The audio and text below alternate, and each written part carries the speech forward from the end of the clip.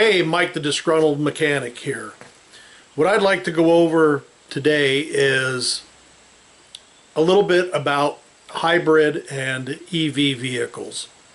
Now, anybody who watches my channel will know that I have a 2011 Chevrolet Volt, and hopefully I have a full electric vehicle coming in the near future.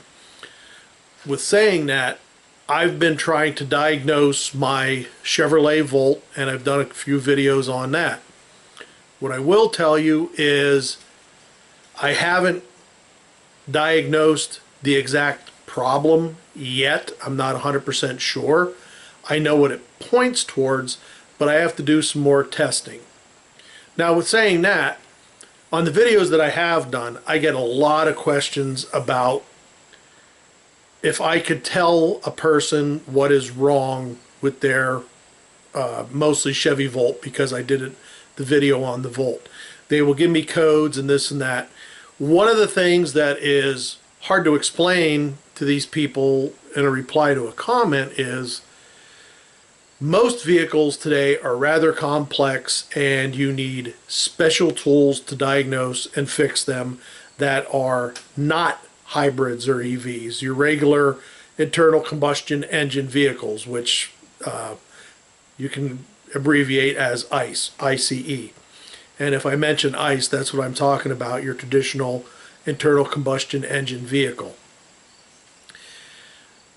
What I try to explain to the people within the comments is it's difficult to diagnose that standard vehicle, but when you go to a hybrid and an EV, it sort of, to me, feels it ups it one more level, and there's more equipment that you need to be able to, I don't know if I would say diagnose them properly, but to even just work on them safely. So in this short video, I am just going to show you the very basics of what I think you need before you ever even really work on a hybrid EV. Now, when I talk about working on the hybrid EV, I am talking about any type of codes that actually apply to that system. Now, some hybrids, they have a regular, ICE gasoline engine, as well as my Volt does also. When you're working on the engine, normally, be it brakes, emissions, and it is non-hybrid EV related items, you in most cases would be safe to work on those without going through the whole process of disabling the high voltage battery and so on and so forth, and the procedures that you need to do that. So what I'm going to do is show you today the basics of what I think you need to know before you ever even work on an EV or hybrid. In a future video, my plans are to show you some of the tooling and tools that you should have to work on an EV to diagnose and to make sure that it is properly disabled so that you do no harm to yourself or the vehicle.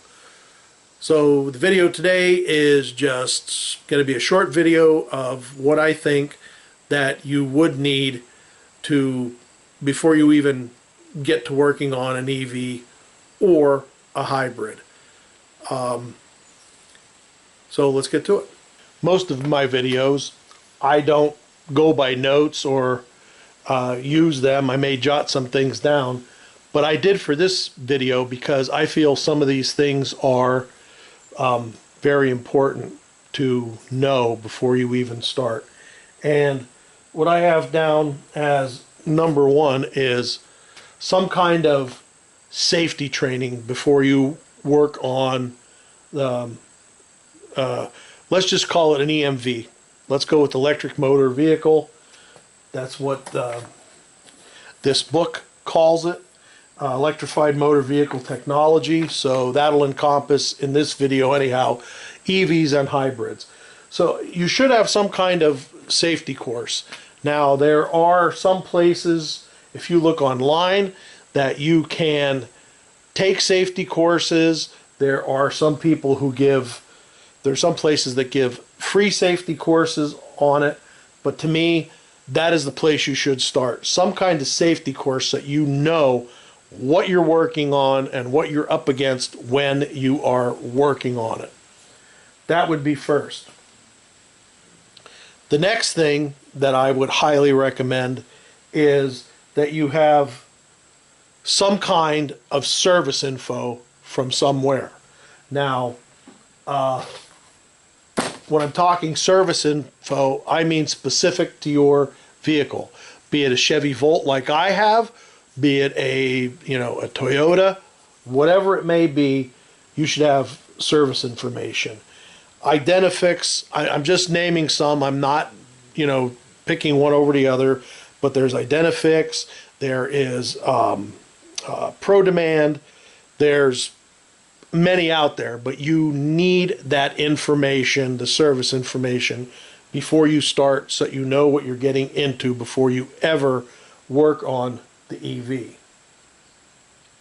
Along with that, as I said, I will show some of the tooling in future videos, but along with that, a little bit of training, because at least a little bit, because you're dealing with a totally different animal than a lot of people may have been used to working with ICE vehicles. I've had HV battery training. I've different books, different sources from different places that I've read up on.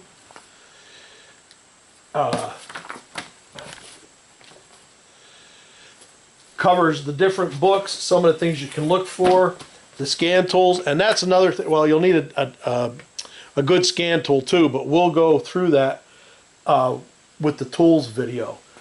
But all this was just to mention the things, this video was just to mention these things as sort of a primer until we get into the tools and stuff.